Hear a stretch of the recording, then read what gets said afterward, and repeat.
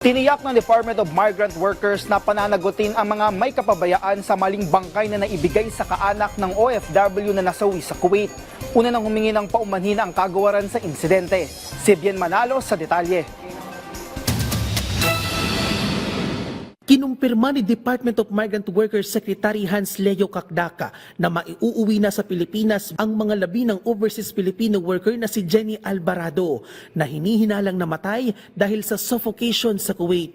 Humingi rin ng paumanhin si Secretary Kakdak sa pamilya ni Alvarado. Ito ay kasunod ng maling bangkay na naipadala sa pamilya kamakailan. Pero hindi na nagbigay pa ng impormasyon ang kalihim kung kaninong bangkay ang unang naiuwi. I take full responsibility dahil ako rin ang nagsabi na agaran ang pagpapauwi ni Jenny, which might have caused the mistake. Personal na ring nakausap ng kalihim ang pamilya ni Alvarado at nangakong pananaguti ng may sala sa insidente. Inatasan niya na rin ng mga abogado at labor attaché na pag-aralang mabuti kung may kapabayaan sa nangyari. But rest assured, I have also guaranteed to the family that we will pursue any legal claims if our lawyer finds for possible liability by anyone involved in the mistake. Kasunod nito, pinag-aaralan na rin ng ahensya kung muling magpapatupad ng bagong deployment ban sa Kuwait. Ito'y kahit mas hinigpitan ng restrictions sa pagpapadala ng mga OFW doon. Alinsunod na rin sa kasalukuyang umiiral